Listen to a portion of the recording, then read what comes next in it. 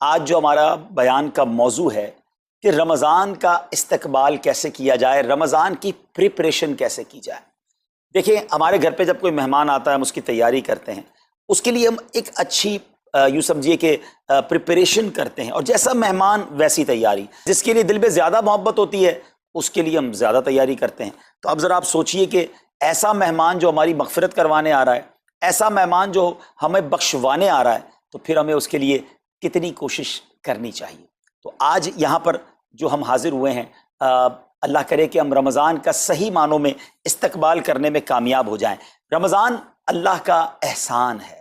رمضان کی اہمیت کو سمجھنے کے لیے یہی کافی ہے کہ پیارے آقا علیہ الصلوۃ والسلام فرماتے ہیں کہ اگر میری امت کو معلوم ہوتا کہ رمضان کیا ہے تو وہ تمنا کرتے کہ سارا سال ہی رمضان ہو۔ سبحان اللہ۔ مولا علی شیر خدا کرم اللہ تعالی وجہ الکریم کا یہ قول کتنا نرالا ہے۔ آپ فرماتے ہیں اگر اللہ تبارک و تعالیٰ کو اس امت کو عذاب دینا ہوتا تو اس امت کو رمضان اور سورہ اخلاص عطا نہ فرماتا۔ اس کا مطلب کیا ہوا کہ یہ بخشوانے، عذاب سے بچانے کے لیے آ رہا ہے، رحمتیں برسانے کے لیے آ رہا ہے۔ کاروباری لوگ بھی مجھے سن رہے ہوں گے، جس علاقے میں جس اسٹور پر کوئی ڈسکاؤنٹ ہوتا ہے، کوئی اسکیم ہوتی ہے، فائدہ ہوتا ہے، ہم ادھر پہنچ جاتے ہیں۔ رمضان ایک ایسی اسکیم ہے، رمضان ایک ایسا بینیفٹ دیتا ہے کہ احادیث میں یہ مضمون ہے کہ فرض کا ثواب 70 گنا کر دیا جاتا ہے، نفل کا ثواب فرض کے برابر کر دیا جاتا ہے، شیطان کو بند کر دیا جاتا ہے، جہنم کو تالے لگا دی جاتے ہیں، جنت کے در کھول دیے جاتے ہیں۔ روزہ دار کے منہ سے جو اسمیل آتی ہے، جو بو آتی ہے، بعض اوقات ہم کہتے ہیں یار پیسٹ نہیں کر سکے پورا دن، منہ سے اسمیل آ رہی ہے۔ سنیے، یہ اسمیل جو ہے یہ اللہ کے نزدیک مشک کی خوشبو سے بھی زیادہ بہتر ہے۔ اللہ اللہ۔ ذرا آپ غور تو کیجئے، ہر سجدے پر 1500 نیکیاں دی جاتی ہیں، ہر سجدے پر سرخ یاقوت کا جنت میں ایک محل بنا دیا جاتا ہے۔ اتنی نیکیاں، پھر وہ کتنا بد نصیب ہے جو رمضان میں بھی عبادت نہ کرے، رمضان میں بھی اللہ کو راضی کرنے میں کامیاب نہ ہو۔ روزانہ افطار کے وقت 10 لاکھ گناہگار بخش دیے جائیں، اور جناب ہر جمعے کو جب رمضان میں جمعہ آئے تو ہر لمحے 10 لاکھ گناہگار بخشے جائیں، تو کروڑوں اربوں لوگوں کی بخشش گویا رمضان میں ہونی ہے۔ تو پھر ہمیں اس کی کیسی تیاری کرنی چاہیے، کتنا ثواب کمانے کے بارے میں سوچنا چاہیے۔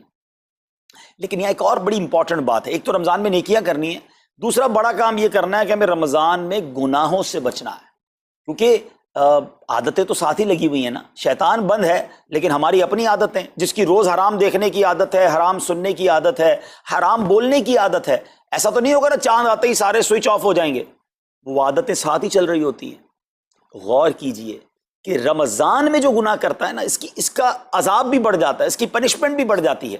یہ ایسے ہی ہے کہ کوئی مسجد کے اندر آ کے گناہ کرے تو آپ کہیں گے نا یار خدا کا خوف کرو، مسجد میں ایسا کام کر رہے ہو۔ کوئی مکہ شریف حرم میں اندر جا کر گناہ کرے تو کتنا شدید ہو جائے گا وہ۔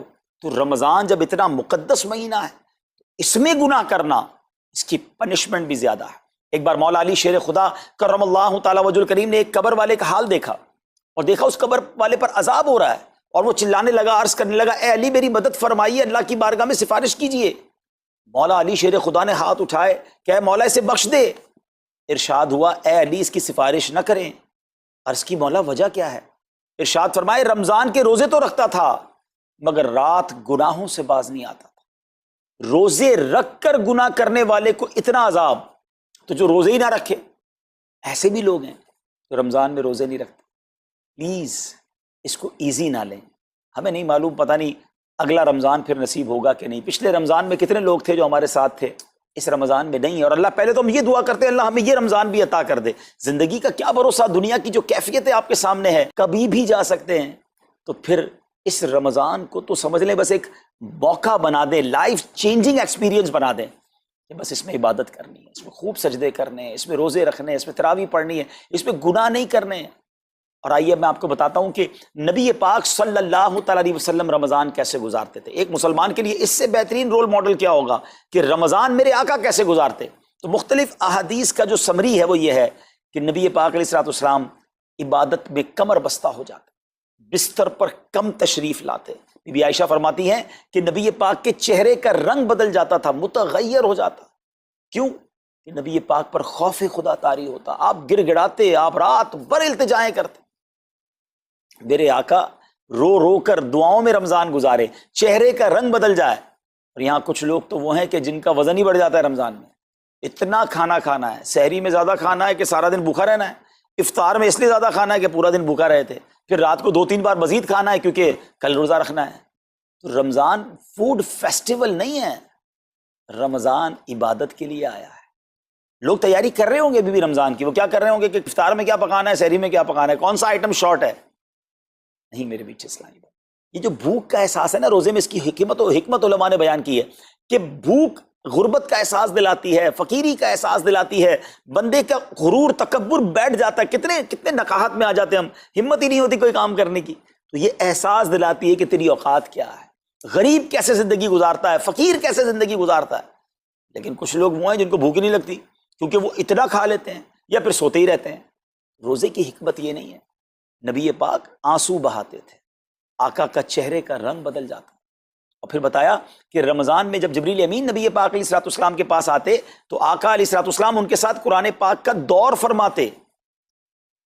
اور پھر ایک اور نبی پاک کا خوبصورت انداز کہ پیارے آقا ویسے تو سب سے بڑھ کر سخی ہیں، مگر جب رمضان آتا تو نبی پاک کا دریائے سخاوت ایسے بہتا تھا جیسے تیز آندھی، بلکہ اس سے بھی زیادہ۔ اللہ اللہ، یہ 3-4 چیزیں آپ نے اور میں نے پکڑ لینی ہیں۔ آقا علیہ الصلوۃ والسلام کے پیچھے پیچھے جانا نا جنت میں، ہم نے بھی یہ کام کرنا ہے۔ یہ راتیں مانگنے کی راتیں ہیں، التجا کرنے کی راتیں، سجدے کرنے کی راتیں ہیں، ہمیں تہجد بھی پڑھنی ہے، ہمیں انشاءاللہ نوافل بھی پڑھنے ہیں، اور کم از کم قرآن ایک بار تو پورا انڈرسٹینڈ تو کریں نا۔ تلاوت، ترجمہ، تفسیر کب کریں گے؟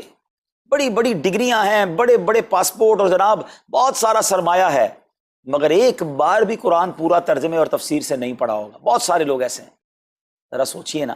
اچھا یہ مہینہ نزول قرآن کا مہینہ ہے، رمضان اور قرآن کو جو خاص نسبت حاصل ہے نا، تو اس مہینے میں قرآن کو پکڑ لیں۔ آئے ہائے، اللہ کرے رمضان قرآن کے ساتھ گزرے، ہماری صبح قرآن کے ساتھ ہو، ہماری شام قرآن کے ساتھ ہو، ہم قرآن سمجھنے والے بن جائیں۔ اچھا میں ایک اور بات بتاؤں آپ کو، مہینہ کتنا پیارا ہے۔ صرف اس مہینے میں قرآن نازل نہیں ہوا، باقی بھی جو 3 آسمانی کتابیں ہیں نا، زبور، انجیل، توریت، یہ بھی رمضان میں ہی نازل ہوئی ہیں۔ اللہ کریم نے ان تمام مبارک کتابوں کو نازل کرنے کے لیے رمضان کا مہینہ منتخب فرمایا۔ اتنا مبارک مہینہ ہے تو ہمیں خوب اس میں تلاوت قرآن کرنی۔ اور اب دعوت اسلامی نے کتنا آسان کر دیا، تفسیر قرآن عطا فرما دی صراط الجنان آسان اردو میں، اور پھر جناب اس کو اپلیکیشن پر بھی دے دیا، اس کے PDF بھی جاری کر دیے، ڈاؤن لوڈ کر لیں موبائل میں۔ اب تو آڈیو تفسیر قرآن بھی آپ کو دے دی۔ اگر پھر بھی سنیں نہ، پڑھیں نہ، قرآن سے دور رہیں تو یہ ٹھیک نہیں ہے۔ پلیز اس رمضان کو قرآن کے ساتھ گزاریے۔ اور پھر جو نبی پاک کا یہ جو سخاوت والا انداز ہے نا، صدقہ و خیرات کرنا، ہر سائل کو عطا فرماتے، تو یہ بھی ہمارا ایٹیٹیوڈ ہونا چاہیے کہ خوب دل کھول کر خرچ کریں۔ سب سے پہلے اپنی پوری زکوٰۃ ادا کریں۔ یہ اتنی بڑی اب بدقسمتی ہوتی جا رہی ہے، ایسا فیل ہوتا ہے دنیا بھر کے تاجران اور لوگوں سے جب ہم ملتے ہیں کہ جس طرح رمضان کے علاوہ بہت تھوڑی تعداد میں مسلمان نماز پڑھتے ہیں نا 5 ٹائم، ایسا لگتا ہے اب زکوٰۃ بھی بہت کم لوگ ہی دیتے ہیں، پوری زکوٰۃ نہیں دیتے، اندازے سے نکال دی، کیلکولیشن کرتے نہیں ہیں۔ اور یہ بھی فیلنگز آتی ہیں کہ زکوٰۃ جتنی بڑھتی جاتی ہے نا، ہزاروں میں جس کی زکوٰۃ ہے وہ دے دیتا ہے، لاکھوں والا بھی شاید دے دیتا ہے، لیکن جب زکوٰۃ ہی کروڑوں میں پہنچ جاتی ہے نا، تو پھر یہ دل پر بھار پڑنا لگ جاتا ہے، ڈیفیکلٹ لگنا شروع ہو جاتی ہے۔ بندہ یہ کیوں نہیں سوچتا کہ اگر اللہ پاک نے مجھ پر لاکھوں میں زکوٰۃ ہے تو اللہ نے کروڑوں دیے تو لاکھوں میں زکوٰۃ ہے نا، اگر کروڑوں میں زکوٰۃ ہے تو اربوں ہیں تو کروڑوں میں زکوٰۃ ہے نا۔ زکوٰۃ کتنی ہے؟ ضروریات زندگی کی تمام چیزوں سے فارغ ہونے کے بعد جو مال تجارت، سونا چاندی، کیش یا پرائز بانڈ، یہ جو اس کی تفصیلات ہیں، اس پر 2.5% ہے۔ میں ایک اور لاجک سے آپ کو بات سمجھاؤں، اگر اس لاجک سے سمجھیں تو زکوٰۃ تو 1-1.5% بنتی ہے۔ وہ کیسے؟ ہم سب کے گھر نکل گئے، اس پہ زکوٰۃ نہیں ہے، ہماری گاڑیاں نکل گئیں، اس پہ زکوٰۃ نہیں ہے، جن کی فیکٹریاں ہیں وہ فیکٹریاں بھی مائنس کر دی گئیں، جن کی دکانیں ہیں وہ دکانیں بھی مائنس ہو گئیں۔ اچھا جناب اس کے علاوہ اگر کرائے پہ کچھ پراپرٹی دی ہوئی ہے اس پر زکوٰۃ نہیں ہے۔ اگر ان سب پر زکوٰۃ ہوتی، یعنی جو کچھ میرے پاس ہے ان سب پر ہوتی تو کتنی زیادہ ہو جاتی، اور اتنی ساری چیزیں نکل گئیں تو پھر تو اگر ٹوٹل پد لگائیں تو یہ 1.5% ہی بنتا ہے۔ تو اب جب سب کچھ نکالنے کے بعد تھوڑے سے مال پر 2.5% ہے اور بھی سال میں ایک بار ہے، تو اس کو بھاری نہ سمجھیں، یہ بربادی ہے جو زکوٰۃ نہیں دیتے۔ یاد رکھیے گا حدیث پاک کا مضمون ہے کہ یہ مال کا میل ہے، جس مال سے مل جائے اس مال کو بھی برباد کر دیتا ہے۔ بربادیاں آتی ہیں، بے سکونیاں آتی ہیں، بیماریاں آتی ہیں، اور آگے جو دے دیتا ہے سبحان اللہ، اس کے بارے میں حدیث پاک میں آتا ہے کہ اپنی زکوٰۃ دے کر اپنے مالوں کو مضبوط قلعوں میں قید کر لو، اپنے مال کو سیکیور کریں۔ لوگ کہتے ہیں انشورنس ہونی چاہیے، آگ نہ لگ جائے، چوری نہ ہو جائے، ڈوب نہ جائے۔ اللہ کے حبیب علیہ الصلوۃ والسلام فرماتے ہیں، جس کا مضمون ہے کہ جب بندہ اللہ کی راہ میں خرچ کرتا ہے نا، تو وہ صدقہ بندے کے ہاتھ سے نکل کر اللہ کے دست قدرت میں چلا جاتا ہے، اور اللہ کریم تمہارے صدقوں کو پالتا ہے، جس طرح تم اپنے جانور کے بچوں کو پالتے ہو۔ بچہ ہوتا ہے نا جانور کا، بڑا ہو جاتا ہے، فرمایا بندہ کھجور کا صدقہ دے گا، اللہ پہاڑ جتنا عطا فرمائے گا، اس دن بھی ملے گا اور ملٹیپلائی ہو کر ملے گا۔ اچھا، جو ادھر خرچ کیا ادھر کیا ملے گا؟ ادھر بھی نبی پاک علیہ الصلوۃ والسلام فرماتے ہیں، جس کا مضمون ہے میں قسم کھا کر کہتا ہوں، یعنی نبی پاک تو جو فرمائے حق ہے۔ اس حدیث میں تو آقا علیہ الصلوۃ والسلام قسم اٹھا رہے ہیں کہ میں قسم کھا کر کہتا ہوں کہ اللہ کی راہ میں خرچ کرنے سے مال کم نہیں ہوتا، نہ ادھر کم ہونا ہے اور ادھر بھی ملنا ہے، تو پھر تو سودا کتنا نفع والا ہے۔ اور یہ آپ چیک کر لیں، پوری دنیا میں جہاں مجھے سنا جا رہا ہے کہ جو لوگ پوری زکوٰۃ دیتے ہیں نا، ان کا مال ملٹیپلائی ہوتا ہے، اگلے سال زیادہ زکوٰۃ دے رہے ہوتے ہیں۔ زیادہ زکوٰۃ کیسے ہو گئی؟ کیونکہ مال بھی بڑھ گیا، تو ادھر بھی بینیفٹ ہے، ادھر بھی بینیفٹ ہے، نقصان کا سودا ہی نہیں ہے۔ پھر چاہتے ہو بلاؤں سے بچ جائیں، تو روایتوں کا مضمون ہے کہ صدقہ بلا اور بندے کے بیچ میں آ جاتا ہے، بلا اترتی ہے، صدقہ روک لیتا ہے، لڑائی کرتا ہے اس سے، اور بندے پر بلائیں اور پرابلمز اور ڈیفیکلٹیز آنے سے اسے روکتا ہے۔ تو اگر چاہتے ہیں کہ برائیوں کے دروازے بند رہیں، چاہتے ہیں کہ بری موت سے بچیں، چاہتے ہیں کہ رزق میں اضافہ ہو، چاہتے ہیں کہ بلاؤں سے بچیں، ادھر بھی مال میں اضافہ ہو، ادھر بھی خزانے ملیں، تو اللہ کی راہ میں دل کھول کر خرچ کریں۔ اور یہ مہینہ it's the right month for generosity, یہ بہترین مہینہ ہے سخاوت کرنے کا، کیونکہ نبی پاک کا یہ انداز تھا کہ رمضان میں خوب سخاوت فرماتے۔ تو غریبوں کی مدد کریں، ایسی مدد کریں کہ چہروں پہ مسکراہٹیں آ جائیں، لوگوں کے دسترخوان اچھے ہو جائیں، ان کے گھروں میں بھی کچھ اچھے کھانے پہنچ جائیں۔ اور اس میں سب سے بہترین طریقہ یہ ہے کہ اپنے غریب رشتہ داروں کو آپ مدد کریں۔ اگر وہ مستحق ہے نا زکوٰۃ کے، تو حق ہے کہ سب سے پہلے اپنے غریب رشتہ داروں کو دیں، پھر زکوٰۃ بچ جائے تو عاشقان رسول کی عظیم الشان بڑی تحریک دعوت اسلامی آپ کے سامنے ہے، جو دین متین کی خدمت کر رہی ہے۔ جامعۃ المدینہ ہیں، مدرسے ہیں، بچے اور بچیاں عالم بن رہے ہیں، عالمہ بن رہے ہیں، حافظ بن رہے ہیں، ناظرہ قرآن، اور ان سے کوئی فیس بھی نہیں لی جا رہی۔ ہزاروں بچے فری آف کاسٹ ہمارے پاس ایکوموڈیشن رکھے ہوئے ہیں، جن کو کھانا پینا رہنا دعوت اسلامی نے دینا ہے۔ آپ ذرا سوچئے یہ امت کی کتنی بڑی خدمت ہے کہ علماء دینا، حافظ قرآن، مسجدوں کے امام یہاں سے پروڈیوس ہوتے ہیں۔ اور پھر آگے چلیں تو دعوت اسلامی نے اسلامک میڈیم اسکول بنائے دارالمدینہ، پھر سال کی 600 کے قریب مسجد دعوت اسلامی بناتی ہے۔ میڈیا کے ذریعے جو بے حیائی پھیلائی جا رہی تھی، تو مدنی چینل اردو، پھر مدنی چینل انگلش، پھر مدنی چینل بنگلہ۔ اب بچے مذہبی پروگرام اتنا غور سے نہیں دیکھتے تھے، وہ اپنے بچوں کے آئٹمز دیکھنا چاہتے تھے، تو گناہوں بھرے کارٹونز اور پروگرام سے اور پوئمز سے چھڑانے کے لیے Islamic poems, Islamic cartoons, Islamic بچوں کے پروگرام، تاکہ بچے بھی جو ہے وہ الحمدللہ بچے رہیں۔ اور اب اس کی کیا زبردست پاپولیرٹی ہے کہ آپ کڈز مدنی چینل کے یوٹیوب چینل پہ جائیں، ہمارا ایک ایک کلپ 10 ملین 12 ملینز میں دیکھا جا رہا ہے۔ تو کون دیکھ رہا ہے؟ وہ بچے جو گناہوں بھرے کارٹونز دیکھتے تھے، اب الحمدللہ اللہ رسول کی باتیں وہاں سن رہے ہیں۔ پھر آگے چلیں تو دعوت اسلامی جناب یہ دینی کاموں کے ساتھ ساتھ جو ویلفیئر کے کام کر رہی ہے، غریب مسلمانوں کی امداد کا کام، زلزلے اور سیلاب زدگان کی ریسکیو کرنے کا کام، گونگے بہرے نابینا اور معذور افراد کی ریہیبلیٹیشن کا کام، تھیلیسیمیا کے مریضوں کو خون دینے کا کام، 26 لاکھ مسلمانوں کو دنیا بھر میں راشن، کھانا، پانی صرف اس ایک سال میں دعوت اسلامی نے پہنچایا۔ تو یہ کمال کی آرگنائزیشن ہے۔ دیکھیں آپ دنیا کی بہت ساری این جی اوز کو جانتے ہوں گے، کوئی مدرسے چلاتا ہے تو مدرسے ہی چلاتا ہے، کوئی مسجد بناتا ہے تو مسجد ہی بناتا ہے، کوئی کھانا کھلاتا ہے تو کھانا ہی کھلاتا ہے، کوئی جناب غریبوں کی مدد تو وہی کام، کوئی ہاسپٹل تو ہاسپٹل۔ دعوت اسلامی ان ون امبریلا اتنے ساری ڈائیورسٹی کے ساتھ جو دین کی خدمت کر رہی ہے، دنیا میں اس کی مثال نہیں ملتی ہے۔ لاکھوں لوگوں کو دین بھی سکھایا جا رہا ہے، غیر مسلموں کو مسلمان بھی بنایا جا رہا ہے، بے عملوں کو باعمل بنایا جا رہا ہے، بے پردہ خواتین کو با پردہ بنایا جا رہا ہے، بے نمازیوں کو نمازی بنایا جا رہا ہے، ماں باپ کے نافرمان فرما بردار ہو رہے ہیں، شراب اور نشے کے عادی چھوڑ کر نمازی بن رہے ہیں۔ تو جہاں مریض ہیں ان کو خون بھی دیا جا رہا ہے، گھر میں بیٹھ کر میڈیا کے ذریعے اور سوشل میڈیا کے ذریعے لوگوں تک دین پہنچایا جا رہا ہے۔ تو یہ کمال کی ڈائیورسٹی ہے۔ تو میں تو سچ بتاؤں، یہ جملہ کہا کرتا ہوں کہ میرے اور آپ کے پیسوں کا نصیب ہے کہ وہ دعوت اسلامی میں لگ جائے۔ تو یہ آپ آگے بڑھیے اور دین کے اس کام میں مزید حصہ ملائیے۔ خاص طور پہ فار ایسٹ میں آپ دیکھ لیں، کوریا میں، ہانگ کانگ میں، اور جناب یہ سری لنکا میں، تھائی لینڈ میں، ملیشیا میں، کتنے جاپان میں، کتنے ملکوں میں دعوت اسلامی کام کر رہی ہے اپنی اپنی بساط کے مطابق۔ اور لیکن ابھی مزید ادارے بنانے ہمیں، ان ملکوں میں بھی بنانے، ان ملکوں میں بھی آگے بڑھنا ہے۔ تو اگر آپ بھی چاہتے ہیں کہ میرے آقا کے عشق کا پیغام، سنت رسول کا پیغام، مسلک اعلیٰ حضرت کا پیغام، نبی پاک کے دین کا پیغام پوری دنیا میں پھیلے، تو وی ہیو ٹو سپورٹ دعوت اسلامی، نہ صرف فائنینشلی، پریکٹیکلی بھی. ہمیں آپ بھی چاہیے، خود حصہ ملائیں نا. سیدنا عثمان غنی رضی اللہ تعالیٰ عنہ نے صرف مال نہیں دیا تھا، آپ پریکٹیکلی بھی نبی پاک کے ساتھ شریک ہوتے تھے نا. تو آپ اپنے عطیات بھی دیں، اور دنیا کے جن ملکوں میں آپ مجھے سن رہے ہیں وہ دعوت اسلامی والوں کے دست و بازو بنے. کمزوری کہاں نہیں ہوتی، ہاں ہمارے گھر میں کمزوری ہوتی ہے، ہم سب مل کر کام کریں گے تو کمزوریاں بھی دور ہوں گی اور ترقی آ جائے گی اور ہمیں اس کا ثواب بھی ملے گا. تو آج میں دنیا بھر میں جہاں مجھے دیکھ رہے ہیں، پلیز اچھی نیتیں کریں. اچھا ایک بات اور سن لیں، ہم بعض اوقات کیا سوچتے ہیں کہ ہمارے ملک کا خرچہ مثال کے طور پہ $20,000 ہے، وہ ہم لوگوں نے کر لیا، اب اور چندے کی کیا ضرورت ہے.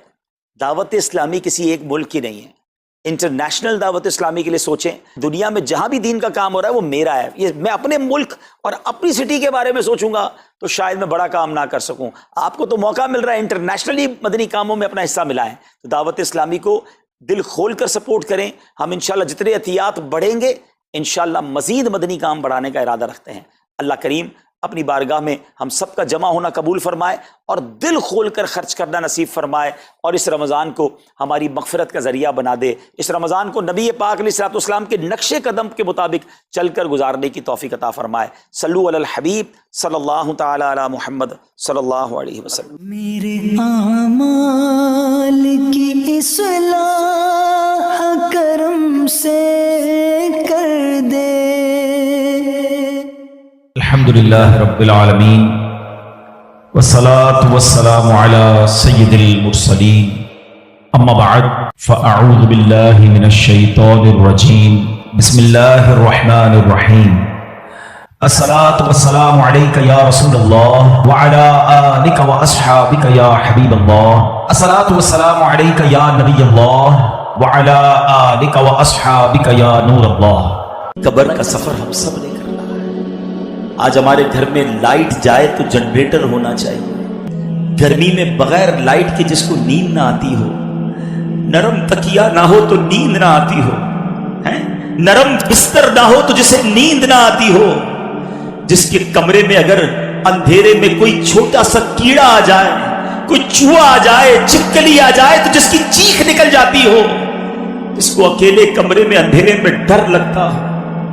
ہم جیسا کمزور انسان جب قبر میں جائے گا تو سوچو وہاں اگر اللہ نہ کرے جہنم کی آگ بھڑکا دی گئی، وہاں اگر اللہ نہ کرے سانپ اور بچھو آ گئے، ادھر تو میرے اور آپ کے جسم پر کوئی کیڑا آئے تو فوراً ہٹا دیتے ہیں. اس وقت تو کیڑے ہوں گے تو بھی بندہ نہیں ہٹا سکے گا. وہ دیکھ رہا ہوگا کہ میرے جسم پر کیڑے رینگ رہے ہیں، مگر یہ طاقت نہیں ہوگی کہ اپنے آپ سے اسے دور کر سکے. اے میرے پیارے اسلامی بھائیوں اور مدنی چینل کے ناظرین، آپ کا کبھی نہ کبھی تو قبرستان جانے کا اتفاق ہوا ہوگا نا.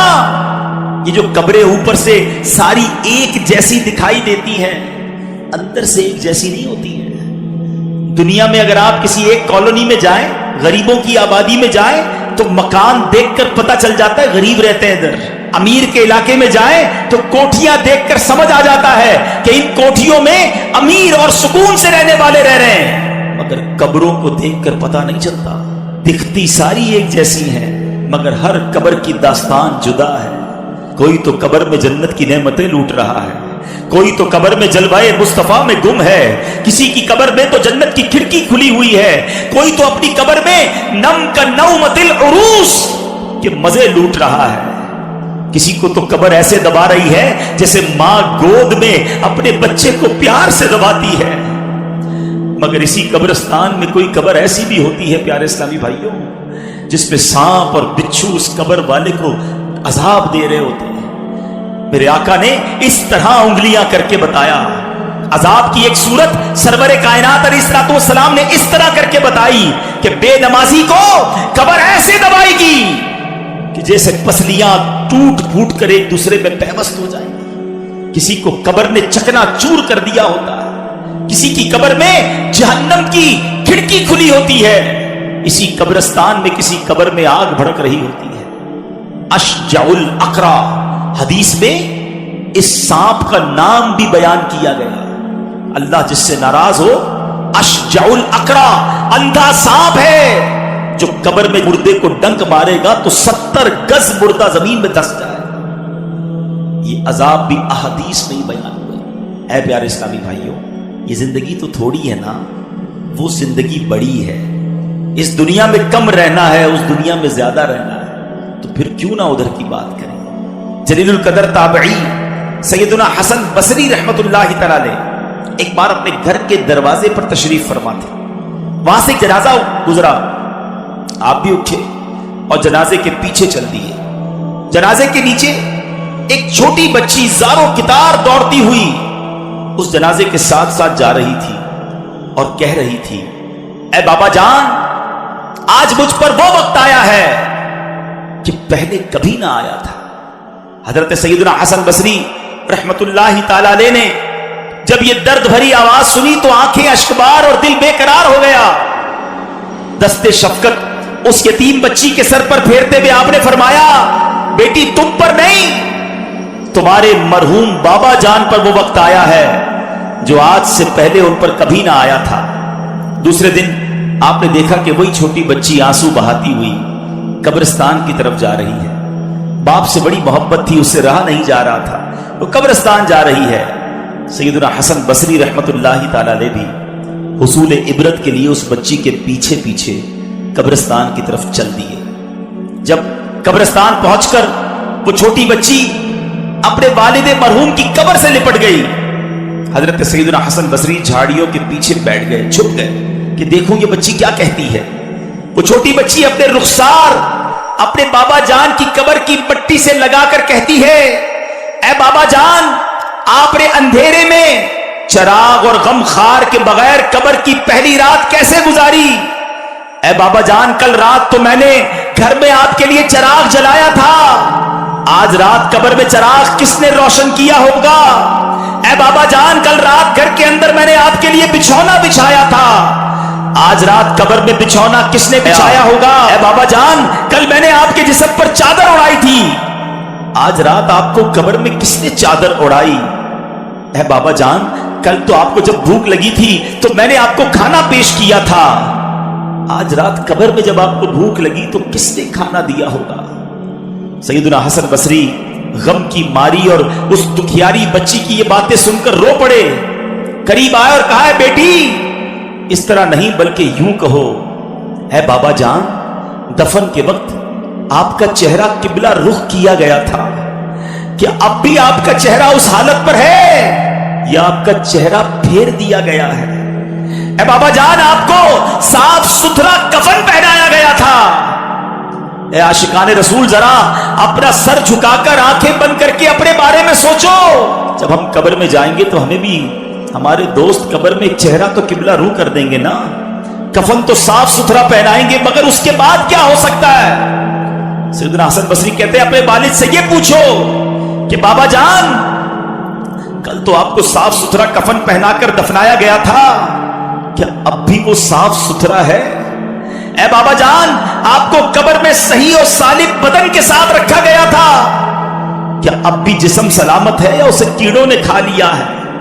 اے بابا جان، علماء فرماتے ہیں قبر کی پہلی رات بندے سے ایمان کے بارے میں سوال کیا جائے گا تو کوئی جواب دے گا، کوئی مایوس رہے گا. آپ نے اس سوال کا درست جواب دیا یا آپ ناکام رہے ہیں؟ اے بابا جان، کل جب میں آپ کو پکارتی تھی تو آپ مجھے جواب دیتے تھے، آج میں کتنی بدنصیب ہوں کہ قبر کے سرانے کھڑی ہو کر پکار رہی ہوں، مگر مجھے آپ کے جواب کی آواز سنائی نہیں دیتی. اے بابا جان، آپ تو مجھ سے ایسے جدا ہوئے کہ قیامت تک دوبارہ نہیں مل سکتے. اے خدائے رحمان، قیامت کے میدان میں مجھے اپنے بابا جان کی ملاقات سے محروم نہ کرنا. سیدنا حسن بصری رحمت اللہ تعالی کی یہ باتیں سن کر وہ بچی عرض گزار ہوئی، اے میرے سردار، آپ کے نصیحت آموز کلمات نے مجھے خواب غفلت سے بیدار کر دیا ہے. اے پیارے اسلامی بھائیوں، بظاہر تو یہ ایک واقعہ ہے، مگر یہ میرے پیارے اسلامی بھائیوں، سیدی اعلیٰ حضرت امام اہل سنت قبر کی اسی رات کے بارے میں ہمیں سمجھا رہے ہیں. ارے یہ بھیڑیوں کا بن ہے، شام آ گئی سر پر، کہاں سویا ہے مسافر، ہائے کتنا لا ابالی ہے، اندھیرا گھر اکیلی جان، اندھیرا گھر اکیلی جان، دم گھٹتا دل اکتاتا، خدا کو یاد کر پیارے، وہ ساتھ آنے والے۔ دنیا سے جانے والوں کو یاد رکھنا چاہیے۔ آہستہ آہستہ یہ رسم بھی ختم ہوتی جا رہی ہے، بات بھی ہوتی کم ہوتی جا رہی ہے۔ آپ دیکھیں کہ کتنے لوگ ہیں جن کے ماں باپ چلے گئے ہیں اور وہ سوچیں کہ وہ کتنا انہیں یاد کرتے ہیں، اور جب یہ بے رخی یہ دنیا دیکھتے ہیں، یہ نئے رنگی یہ دنیا دیکھتے ہیں، لوگوں کا بھول جانا دیکھتے ہیں، تو مزید دل پر ایک چوٹ لگتی ہے کہ یار جب میں چلا جاؤں گا، جب ہم چلے جائیں گے، تھوڑے دن تک، تھوڑے مہینوں تک، ہو سکتا ہے ایک آدھ سال تک کوئی یاد کرے گا، اس کے بعد کسی کا کچھ رکتا نہیں ہے، دنیا چلتی رہتی ہے۔ وہ کہتے نا ایک قبر پر ایک کتبہ لگا ہوا تھا، مجھے لگتا تھا میں اہم تھا اور یہی میرا وہم تھا۔ ہمیں لگتا ہے میں بہت اہم آدمی ہوں، میرے جانے سے بڑا فرق پڑ جائے گا، میں نہیں ہوں گا تو بہت لوگوں کو امپیکٹ کریٹ ہوگا، یہ بھول ہے ہماری۔ دنیا پہلے سے چل رہی ہے اور اب بھی چلتی رہے گی، اب تو اور بے رخی ہو گئی ہے۔ پہلے چلے لوگ ماں باپ کو، مرنے والوں کو بہت یاد کرتے تھے، جیسے جیسے دن گزرتے جا رہے ہیں لوگوں کے بس صرف گھر والے، چونکہ وہ بہت کلوز ہوتے ہیں، ان کو شاید یاد زیادہ رہتا ہے، باقی دوست احباب دنیا والے تھوڑے عرصے کے بعد سب کی اپنی زندگی ہے، سب کا اپنا معمول ہے، اور یہ ہم سب کو احساس دلاتا ہے کہ میں اور آپ بھی جائیں گے اور پھر شاید دنیا میں یاد کرنے والا کوئی نہیں ہوگا۔